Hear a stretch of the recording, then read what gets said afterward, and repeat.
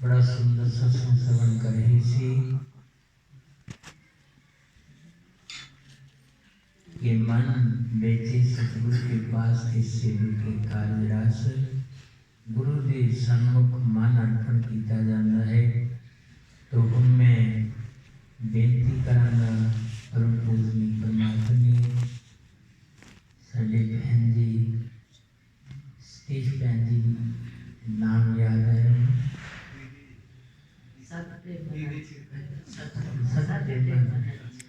परम पूज्य परमात्मा शेषन सत्प्रेमानंद महाराज जी में शरणा बेनती प्रार्थना है कि अपने प्रवचन द्वारा संगठन के साथ बोलो जयकारा। बोल मेरे शिव महाराज की जय। बोलो सांची दरबार की जय।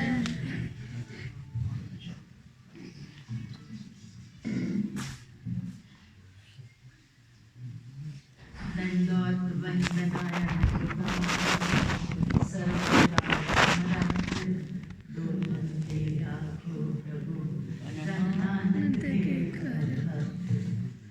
आज भी तेरा आसरा, कल भी तेरी आस, सदा सदा तेरा आसरा, सदा सदा तेरी आस। नम्रता और दीनता से उठ गुरुवर दीजिए। मैं हूँ शरणागत तिहारी, चरणों में रख लीजिए। परम पूज्य परम आराध्य देव श्री सद्गुरु भगवान के चरण कमलों में कोटि कोटि नमन।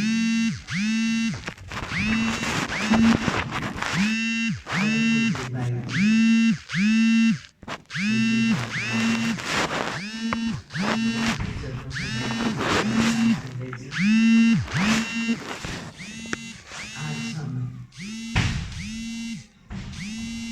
गुरुदेव का आज का दिन गुरुदेव की याद का दिन है। आज के दिन गुरुदेव महासमाधि में विलीन हो गए, गुरुदेव के चरण कमलों में पहुंच गए और बहुत दिन तक लगातार उन्होंने इस कुटिया में इस दरबार में रहकर गुरुदेव की संगत की, गुरु महाराज के प्यारों की अपनी वाणियों से, अपने वचनों से, अपने प्यार से सेवा करी। बड़ी ऊंची किस्मत होती है तो आदमी को जीवन में संत मिलते हैं, और उससे भी बड़ी बात है अगर उसको सद्गुरु मिल जाते हैं।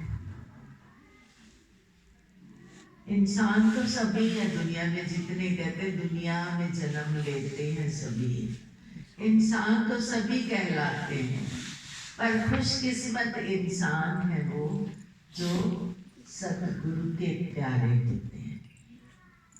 बड़ी किस्मत से बड़े ऊंचे भाग होते हैं तो आदमी को अपने जीवन में पूर्ण सतगुरु मिलते हैं। और उससे भी बड़ी बात है कि सतगुरु की इनायत मिल जाए, उनकी कृपा मिल जाए, उनका प्यार मिल जाए। कोई गुरु महाराज जी के प्यार को प्राप्त कर ले, क्योंकि सतगुरु का रिश्ता कोई दुनियावी रिश्ता तो है नहीं, उनका तो रूहानियत का रिश्ता है कि आप कितने आला दर्जे के सेवक बन पाए। आपने अपने गुरुदेव के वचनों को कहाँ तक माना, कहाँ तक गुरु महाराज जी को समझा, गुरु महाराज जी की वाणी को समझा, महाराज जी से रिश्ता बनाया तो क्यों बनाया। मतलब तो ये है ना, ऐसे तो दुनिया में बहुत सारे रिश्तेदार होते हैं सबके, पर कोई कोई होता है जिसको लगता है कि और सारी दुनिया एक पास से, मेरा सतगुरु प्यारा एक पास। दुनिया के कुल रिश्ते उसके पूरे हो जाते हैं अगर उसको उसके सतगुरु राजी हो जाए, उसके गुरु महाराज जी खुश हो जाए, गुरु महाराज जी अपना लें, अपना बना लें। तो किसी को अपना बनाने से पहले किसी का बनना पड़ता है। ऐसे तो नहीं होता ना, हम कितना प्यार करते हैं वो हमें जानते हैं, हमारे मन में जो संकल्प पैदा होते हैं वो भी वो जानते हैं। हम किस भाव से आए हैं वो भी वो जानते हैं। या महाराज जी के पास आते हैं, हमें कोई संसारिक पदार्थ चाहिए कि हमें भक्ति चाहिए, हमें क्या चाहिए? और वो जिसको कुछ नहीं चाहिए, जिसका हृदय संसार की कामनाओं से खाली हो गया है, जिसको जगत का कोई पदार्थ अपनी तरफ खींच नहीं सकता, वो पवित्र हृदय सतगुरु के चरणों के काबिल बनता है। सभी कामनाओं से खाली हो जाए, कोई इच्छा नहीं रह जाए। जब तक इच्छाएं हैं, आप जब भी जाओगे कुछ मांगोगे, मुझे ये चाहिए, तो फिर हम प्रेमी तो ना हुए, हम तो याचक हुए। हमने मान लिया कि ये देने वाला है, मैं लेने वाला, मेरी जो चीज की कमी आएगी पूरी कर देगा। तो हम तो फिर क्या हो गया, किसी को कुछ पैसे दिए, उससे सामान लिया, घर चले गए, ना उसका एहसान ना मेरा एहसान। पर जब आप आते हैं प्रणाम, हम दंडवत गिरते हैं। दंडवत क्या है? दंडवत, डंडे की तरह। दंड बोलते ना, दंडधारी स्वामी होते हैं जो डंडा उठाए रहते हैं। दंड का मतलब डंडा और वत की मतलब करे, डंडे की तरह गिर जाना। तो डंडे में जान नहीं होती, डंडा तो निष्प्राण होता है। तो दंडवत करने का मतलब है सतगुरु मैं आपके चरणों में डंडे की तरह गिर गया हूँ, और तब तक पड़ा रहूंगा जब तक आप मुझे उठने का हुक्म नहीं दोगे। यही होता है ना। आप श्री नंगली साहब में जाते हैं, आप दंडवत प्रणाम करते हैं, और वहां से एक महात्मा जी हुक्मनामा पकड़े होते हैं। वो हुक्मनामा दरअसल में गुरुदेव का वचन है। वो गुरु महाराज जी उस महात्मा से कहलवा रहे, श्री गुरु महाराज जी का हुक्म है गुरुमुखो। तो हम गिरते हैं दंड की तरह मृतक बनकर, और वो हमें गुरुमुख बनाकर उठाते हैं कि मेरा हुक्म है बेटा, गुरुमुख उठो, गुरुमुख बन जाओ, गुरु का मुख बन जाओ। गुरुमुख का मतलब क्या है? श्री गुरु महाराज जी के मुख से निकली हुई वाणी पर अपना सर्वस्व निछावर कर देना, उनकी वाणियों को हृदय में धारण करके उसी के मुताबिक चलना। मन का कोई काम नहीं बचा, आप गुरुमुख हो गए। महाराज बोलते हैं गुरुमुख उठो, मैं तुम्हें हुक्म देता हूँ, तुम उठो, गुरुमुख बनो, गुरु महाराज जी की वाणियों को मानो। तो प्रेमियों, सतगुरु से भक्त का संबंध वचन का है कि उन्होंने क्या वचन दिया। जब हम गुरु महाराज जी के दरबार में दीक्षित होते हैं, तो होते ही गुरु महाराज जी हमें क्या कहते हैं कि भगवत स्वरूप सतगुरु मैं अपना तन मन धन आपके अर्पण करता हूँ। कहते हैं ना सब, ना तन मेरा है, ना मन मेरा है, ना धन मेरा है। जब तेरा कुछ नहीं है तो क्या बचा है तेरे पास? गुरुदेव का वचन। तो सबसे बेशकीमती है सतगुरु का वचन। वो कब समझ में आती है? जब दरअसल में प्रैक्टिकली बंदा तन मन धन दे देता है। एक तो ना वाणी से कह देना, दे दिया, रोज ही हम कहते हैं। कहते एक बड़े अच्छे संत महात्मा थे, वो किसी गांव में गए, वहां पे मंदिर था, वो मंदिर में रुक गए। उन्होंने देखा दोनों टाइम गांव के लोग आते हैं, बड़ी निष्ठा से आते हैं, आके आरतियां गाते हैं, और फिर कहते लास्ट में वो ओम जय जगदीश्वरी की आरती करते सारे, और बड़े प्रेम से कहते, क्या कहते?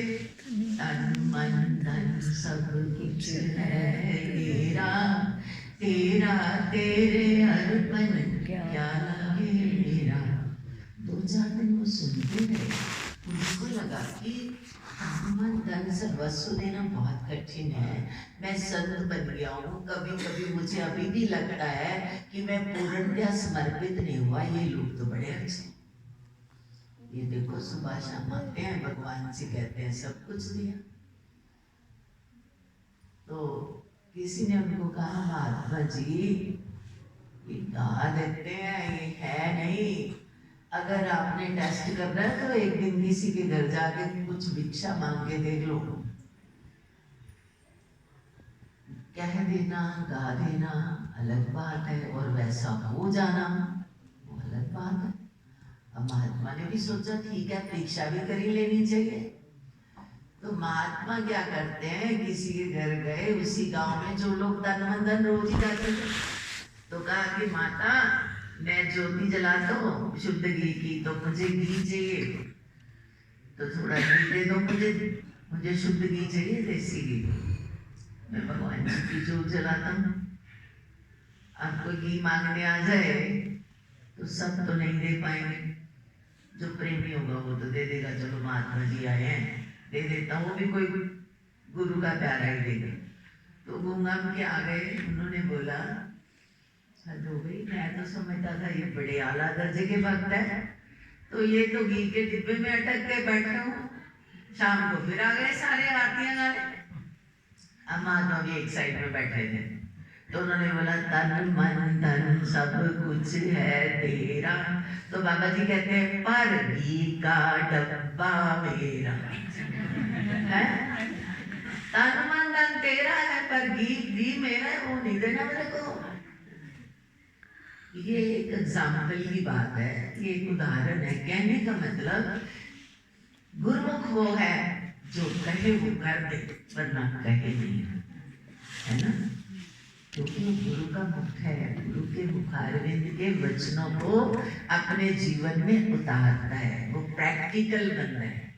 संसार के लोगों में और गुरु महाराज जी के बच्चों में ये फर्क होना चाहिए कि वो अगर नहीं कर सकता तो कहे नहीं, और कह दिया तो करे, वचन की कदर करे, वरना वचन ना करे। अब कहते महाराज जी आजकल तो कलयुग है, कलयुग का क्या मतलब है, कल तो मशीनों का युग है, इसका मतलब हम भी अपने चरित्र से गिर जाए। कलयुग इसलिए है कि बंदा अपने चरित्र से गिर गया है, उसने अपने आप को जाना ही नहीं, उसने भगवान जी को जाना ही नहीं। भगवान जी को अगर आप कहते हो कि कलयुग है, तो फिर एक ही बात भगवान के पास हम 100 बार जाके कहते हैं, क्या एक बार से उसने सुना नहीं? अगर सुना नहीं तो फिर तेरा भगवान वहां है ही नहीं। जिसको आप भगवान मानते हैं उन्हीं के आगे आप अरदास करते हैं, फिर कहते हैं पता नहीं सुनी कि नहीं, कल फिर वही कहते हैं, परसों फिर वही कहते हैं। हमें उसकी एग्जिस्टेंस पर, उसकी प्रेजेंस पर विश्वास ही नहीं है कि वो है कि नहीं। कह देते हैं चलो सुन लेगा तो देखा जाए। ऐसे मैंने बहुत से लोग देखे, माता जी के मंदिर में गए माँ को बोले, गुरुद्वारे गए वहां बोले, मंदिर गए वहां, जहां गए वहां एक ही बात, विश्वास एक पे भी नहीं है। तेरे लाख भगवान नहीं मानेंगे और तेरी श्रद्धा का एक भगवान तेरे लिए काफी है, चाहे तो अपने घर में उसके लिए प्रार्थना कर दे। तेरी कहते इश्क में तासीर है, प्यार में बहुत बड़ी ताकत है, श्रद्धा में बहुत बड़ी ताकत है, पर इश्क में तासीर है जज्ब कामिल जाना। इश्क करने वाला काबिल होना चाहिए, लियाकत वाला होना चाहिए। इश्क में तासीर है जज्ब कामिल चाहिए। खून रगे लैली से निकला फश्न जब मजनू किया, मजनू को मारा गया और लैला की रगों से खून बह गया। ये दुनियावी इश्क की बात है, तो परमात्मा का इश्क कैसा होना चाहिए? उसके प्यार में तो बंदा हद से गुजर जाए, हद से गुजर जाए।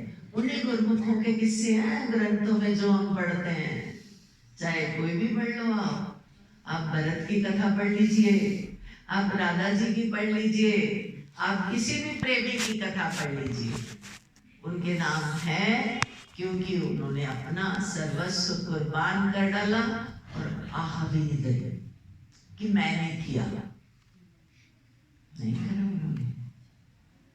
तो हम लोग सारे गुरु घर के बच्चे हैं, हमारा भी जीवन का एक उद्देश्य होना चाहिए। क्या मैं जो कहता हूँ वो करता हूँ? नहीं करता तो भगवान से बार बार बेनती करो। हम तो दूसरों के सुधारने की कोशिशें करते रहते हैं, दूसरों के दोषों को देखने में बड़ा आनंद आता है, और जिसको गैरों के दोष दिखते हैं उसे अपना नहीं दिखता। उसने अपने हृदय मंदिर को कभी नहीं देखा कि मेरे अंदर कितने दोष भर गए। जिसकी निगाहों में दोष है उसे सृष्टि दोषों भरी दिखाई देती है, और जिसकी निगाहों में सद्गुरु है उसे सब बच्चों के हृदय में अपने सद्गुरु नजर आते हैं। सबके हृदय में उनका प्यार झलकता नजर आता है। वो जब भी मिलेगा कहेगा, आओ गुरुमुख प्रेमी, आओ, कैसे हो, आपका क्या हाल है, महाराज जी को कितना याद करते हो। वो अपने सद्गुरु की बात करेगा। उसकी सद्गुरु की बात करने से आपको लगेगा कि इसके अंदर खुशबू है, इसके अंदर गुरु का प्यार है। वरना दुनिया के लोग क्या करते हैं, बिजनेस कैसा है, बच्चे कैसे, घर कैसे, बाहर कैसे। तो ये मोहब्बत की बात नहीं है। मोहब्बत में ये लाजिम है कि जो कुछ है फिदा कर दे। मोहब्बत में ये ताकत है कि बंदे को खुदा कर दे। बंदा भगवान बना लेती है मोहब्बत। सतगुरु का प्यार आपको सतगुरु अपने कहते हैं। तो गुरु का रुतबा ये है कि जो होता है ना, वो चुंबक मैग्नेट होता है, वो लोहे को सोना बना देता है, चुंबक नहीं बनाता। सोने की कीमत ज्यादा, पर चुंबक तो उससे बढ़ के है ना, जो लोहे को सोना बना देता है। तो कहते कीट ना जाने रिंग को गुरु कर ले आसमान। सतगुरु इतना बड़ा है, वो सबको चुंबक बना देता है। वो लोहे को सोना नहीं बनाता, चुंबक बना देता है, अपने समान बना लेता है। उसकी ऐसी दिव्य दृष्टि है, वो ऐसे दिव्य लोगों का मालिक है। वो जगत के पदार्थों का स्वामी नहीं है, वो ब्रह्मांड का मालिक है, 3 लोगों का मालिक है। कीट न जाने भृंग को गुरु कर ले आप समान। ऐसे महान सतगुरुओं का हमारा ये जो परम पवित्र अद्वैत स्वरूप दरबार है, इस दरबार की महिमा अपरंपार है। इस दरबार के संत एक से एक आला दर्जे के संत हैं। जैसा हमारा गुरु महाराज जी की कृपा से हमारे ऊपर उन्होंने हाथ रखा, हमें इस जगत में ढूंढा, उन्होंने ढूंढा हमें, हमने गुरुदेव नहीं ढूंढे। हमारे पास कोई मापदंड नहीं है हम सदगुरु को ढूंढ ले। सतगुरु ने हम निमाने लोगों को ढूंढ के अपना बनाया, अपने आदर्श सिखाए, और हमें सिखाते सिखाते हमारी खातिर अपना सर्वस्व लुटा के चल दिए। आज हम उन महापुरुषों का निर्वाण दिवस मनाने जा रहे हैं। तो निर्वाण दिवस का मतलब ये नहीं कि वो चले गए, तो अमर आत्मा सच्चिदानंद वो है, वो तो बहुत ऊंचे दर्जे के हैं। हमारा मनाने का मतलब ये है कि सद्गुरु आप मेरे सिर पर हाथ रखो, अपनी कृपा का वरद हस्त रखो, जो मैं आपकी वाणियों को समझ सकूं, जान सकूं, आपके वचनों पर चल सकूं, और आपके इस परम पवित्र दरबार की सेवा कर सकूं, ताकि मेरा जीवन सफल हो जाए, मैं किसी तरह आपके काम आ सकूं। ऐसा पवित्र उद्देश्य लेके जब हम गुरुदेव को याद करेंगे, तो उनका प्यार भरा हाथ हमें अपने सिर को स्पर्श करता लगेगा कि मेरे सतगुरु का सदा मेरे सिर पर हाथ। तो आज इतना ही कह के मैं गुरु महाराज जी को बारंबार अपने हृदय की पुष्पांजलि अर्पित करती हूँ। सतगुरु हमारे सिर पर अपना वरद हस्त रखिए, हम जब तक जिए आपकी वाणियों पर आचरण करें, चलें और अपने जीवन को दिव्य बनाएं। बोलिए सच्चिदानंद भगवान की जय। बोलो 10-15